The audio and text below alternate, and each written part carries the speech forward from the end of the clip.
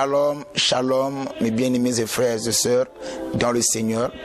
Merci pour votre fidélité.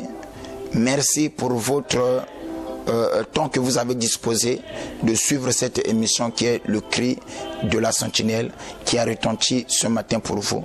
Nous avons souvent l'habitude de dire écoutez et votre âme vivra. Écoutez une chose. Nous avons un thème que nous partageons avec les enfants de Dieu, que le Saint-Esprit nous a mis à cœur, c'est voir la vie comme Dieu la voit. C'est qu'il y a aussi la manière de voir des hommes, il y a aussi la manière de voir de Dieu. La manière de voir des hommes n'est pas forcément la manière de voir de Dieu. Je te donnerai un exemple là-dessus et qui te mettra d'accord avec ce que je dis. D'après le monde, un grand c'est celui qui a beaucoup d'argent. D'après le monde, un grand c'est celui qui a gagné sa vie. Financièrement, matériellement, qui a beaucoup de biens, immobilier tout comme mobilière. Alors, mais quand Dieu parle de Jean-Baptiste, il dit que non, de toutes les personnes qui sont nées d'une femme, il n'y a pas plus grand que Jean. Où habitait Jean? Jean était dans la savane, Jean était dans la brousse, Jean n'avait pas une maison. Et pour Dieu, il était grand devant sa face. Mais tandis qu'à cette époque-là, si on pouvait poser des questions aux gens qui habitaient cette époque-là, ils te diront que c'est Philippe qui est grand, c'est Hérode qui est grand, et non Jean. Donc, par là, il y a aussi la lecture, ou la thématique, ou la philosophie humaine, qui est la manière dont les gens conçoivent la vie et la manière dont Dieu conçoit la vie. Alors, je disais que si tu veux avancer dans la vie, tu dois comprendre les choses à la manière de Dieu. Mais comment savoir la pensée de Dieu par rapport à la vie? Alors, Dieu a exprimé sa pensée au travers de la parole.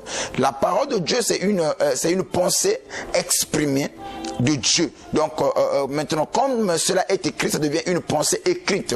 Donc la parole de Dieu, c'est la pensée écrite de Dieu. Et écoutez-moi, enfants de Dieu, toutes les personnes qui ont écrit la Bible, ce n'est pas eux le véritable auteur. Le véritable auteur, c'est Dieu lui-même. Car la Bible nous dit que ce n'est pas par la volonté d'homme qu'une prophétie n'a pas été apportée, mais c'est poussé par l'Esprit que les hommes ont parlé de sa part. Par là, on comprend déjà toutes les personnes qui ont pu écrire la Bible, ils étaient influencés par le Saint-Esprit. Alors, le problème, c'est quoi? Le problème est que voir la vie comme Dieu la voit est très important et en même temps capital. Si aujourd'hui tu veux avancer, si aujourd'hui tu veux t'épanouir, alors tu dois voir les choses la manière dont Dieu les voit. Il y en a certains qui ont des crises, il y en a certains qui ont des tensions, il y en a certains qui ont des soucis. Voilà pourquoi l'apôtre Paul, quand il vient, il nous dit que non, d'où viennent les luttes, d'où viennent les querelles, n'est-ce pas à cause de vos convoitises? Mais d'où naissent les convoitises? C'est par rapport à la manière dont l'on définit la vie. Alors Dieu aussi a sa façon dont il définit la vie. Alors si tu veux avancer dans la vie, tu dois commencer à voir la vie comme Dieu la voit. Alors c'est comme ça, bien-aimé, que si tu peux faire cela, je crois que tu seras béni. C'était votre humble serviteur, l'apôtre Ange, le messager fidèle. Et suivez-nous dans notre chaîne YouTube sur l'intégralité de ce message. Je crois que Dieu te visitera et tu seras béni. Ciao, que mon Dieu vous bénisse.